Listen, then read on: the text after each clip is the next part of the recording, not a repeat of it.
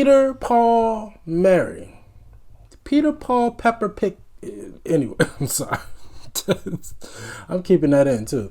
Peter, Paul, and Mary. That's who I react to today. Never heard of the trio. This is the first trio where it's been male, male, female. We reacted to a quartet, a group of four with the Mamas and the Papas, 2 men, 2 women. Of course, we reacted to a lot of 3-man trios. And we reacted to some groups that had a mixture of both, Fleetwood Mac. We've reacted to a bunch of different dynamics within bands in regards to gender, but never male, female, male. Never. So this is one of a kind. Never heard of them. Know nothing about them, but really, really excited to learn who they are and what they're all about. Now the record is very interesting. The title, at least, Puff the Magic Dragon. Now I don't know why. When I read that, I instantly thought weed. Puff the Magic Dragon. I just instantly thought drugs, but we'll find out. Puff the Magic Dragon. Unless they're saying Puff is the name of the dragon. Puff the Magic Dragon. But I don't know. We'll see. But this is a very interesting title that already kind of had my mind going. So this should be fun. So they're an American folk group formed in New York City. Can't even think of the last band or act or artist that I reacted to from New York. It's been a while. In 1961, during the American folk music revival phenomenon, the trio consisted of Peter Yarrow, Paul Stuckey, and Mary Travers. The group's repertoire included songs written by Yarrow and Stuckey, early songs by Bob Dylan, and covers of other folk musicians. They were enormously successful in the early and mid-1960s with their debut album topping the charts for weeks and helped popularize the folk music revival.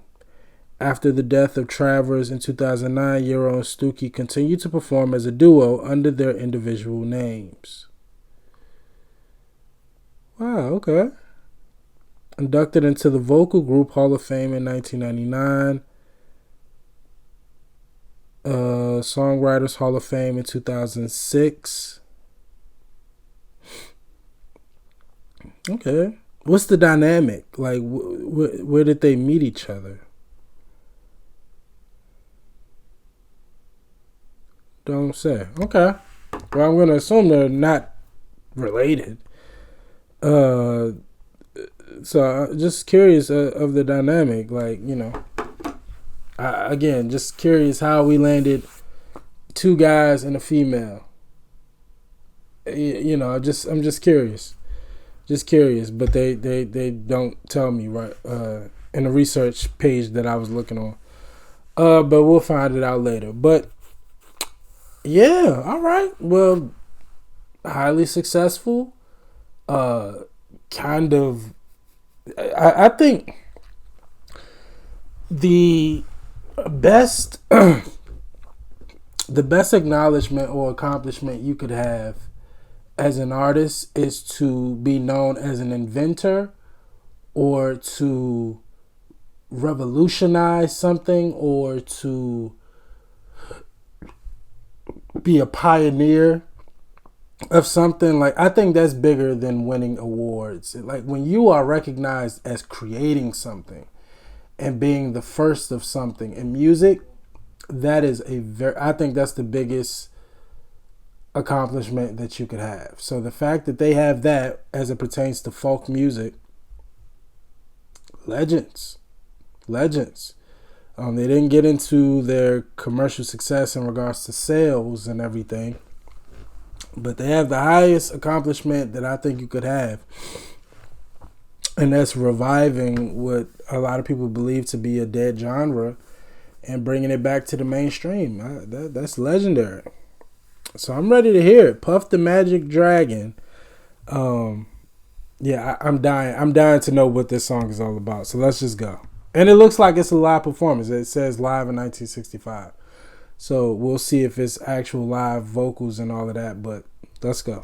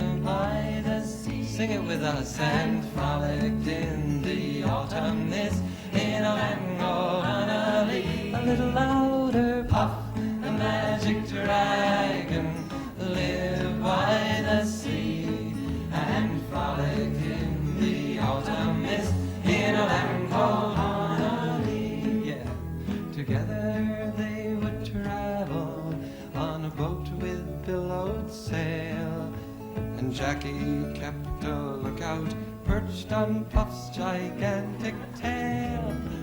Noble kings and princes would bow whene'er they came.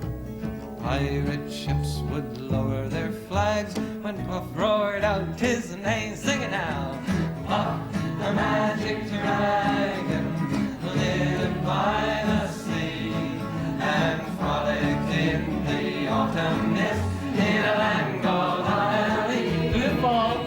Puff the Magic Dragon lived by the sea and frolicked in the autumn mist in a land called Honolulu.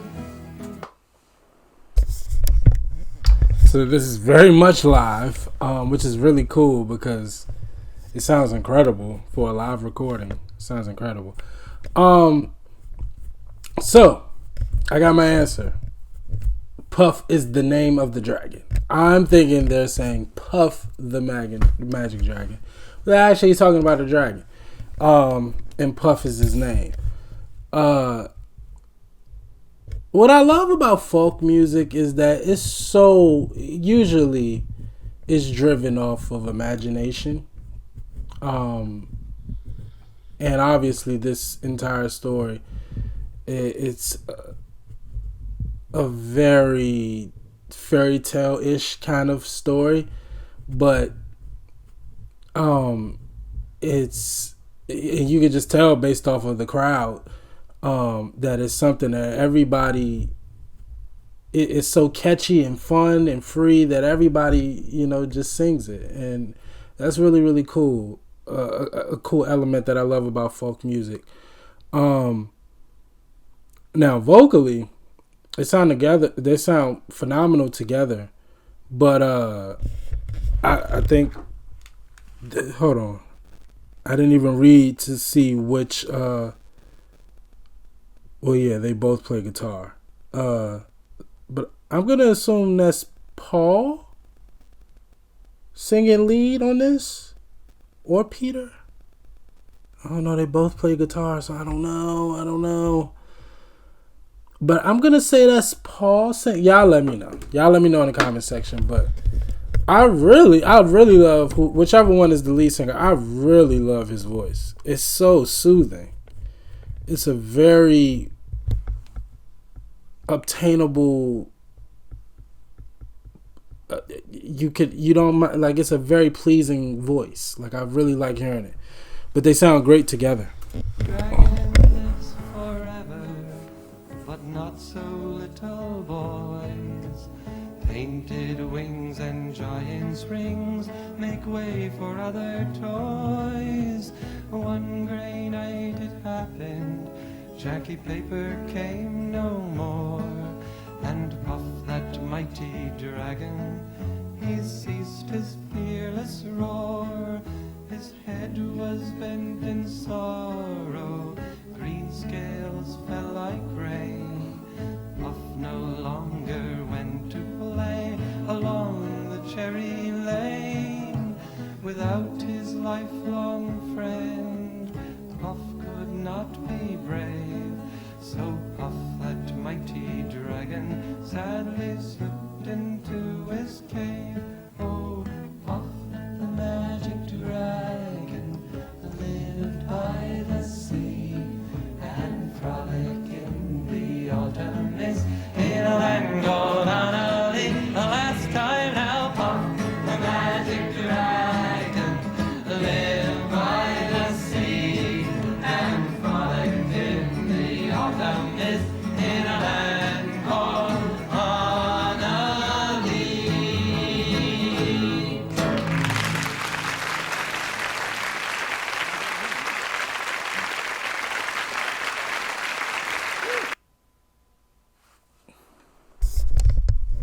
It's cool. I love live performances, especially in like those kind of settings. Really cool. But yeah, I like that record. Real smooth kind of record, but a fun, just a fun folk record. I really, really like it. Catchy, the whole bit. So written by Peter and Paul, from a poem by Leonard Limpton. It was made popular by Peter, Paul, and Mary in 1962 recording in January 1963. Lipton wrote a poem about a dragon in 1959, and when Yarrow found it, he wrote the lyrics to Puff based on the poem. After the song was released, Yarrow searched for Lipton to give him credit for the song. That's really cool.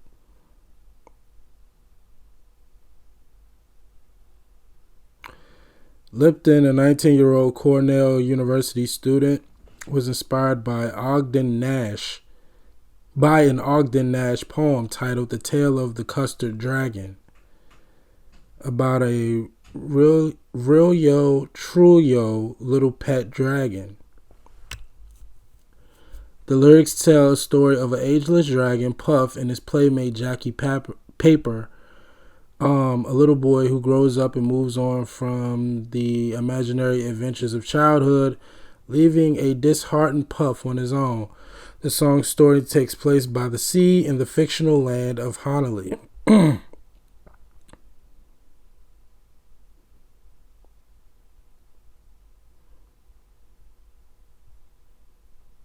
Speculation about drug references. Again, man, I swear, I just saw the title and I thought drugs, but clearly was proven wrong immediately. But let's see what the speculation is here. After the song's initial success, speculation arose as early as a 1964 article in Newsweek that the song contained veiled references to smoking marijuana. Dog, I swear I did not read this. I did not. I'm telling you, I just saw the name of the title and I said, Puff the Magic Dragon. I just instantly thought marijuana. I swear. I did not read this. I'm telling you, on everything I love. On everything I love, I promise you. That is hilarious. So it wasn't just me. But if you listen to the song, like, there's no correlation at all. So now, I'm going to assume they just reaching.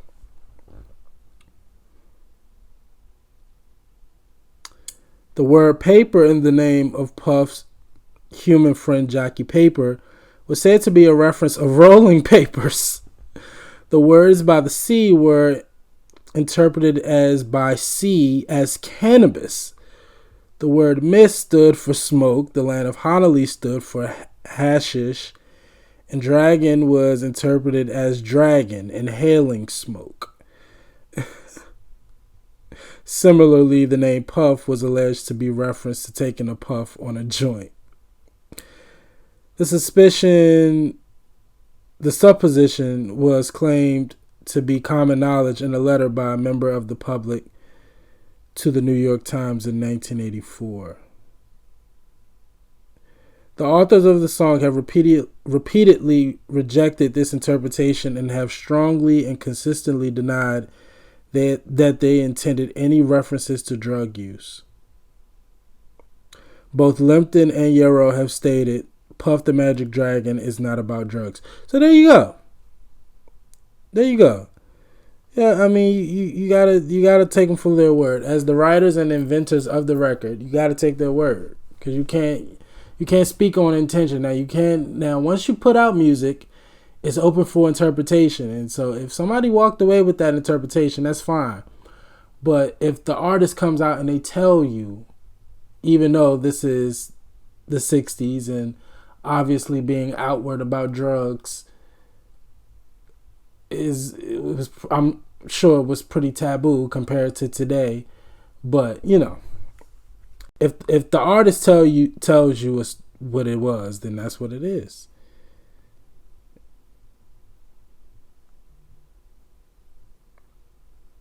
It was in Meet the Parents, Meet the Fockers. Elon Musk, founder of SpaceX, said his Dragon spacecraft was named after Puff the Magic Dragon. The Orlando Magic mascot is named Stuff the Magic Dragon. Oh, wow. So there are a lot of popular pop culture references to this record. Again, man, we gonna get off. Again, I just saw the title, and I just thought weed, but that's because I'm like I've been reacting to these rock and roll records for so long now that I just immediately pick out metaphors and I interpret things completely different. But that's just because I've been listening to all these rock records and they're full of these hidden messages. It's kind of hard not to. But if an artist comes out and tells you, hey, this is what it's about, it's not about that, you gotta take it, you know. Even though you don't have to, because artists lie.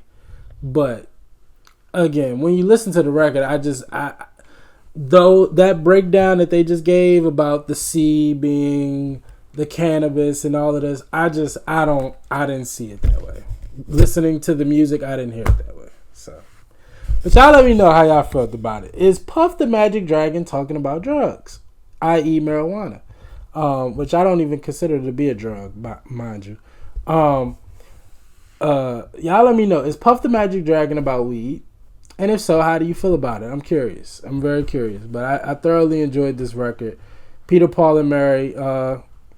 Great vocals again together. But again, whoever was singing lead, Peter or Paul, they was incredible.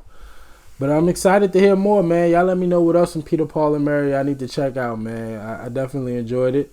Great hearing their live vocals off the bat. And excited to hear some more, man. Y'all let me know what else from them I should check out. Like, comment, and subscribe. Don't forget that 75K giveaway. Until next time with Peter, Paul, and Mary. Peace.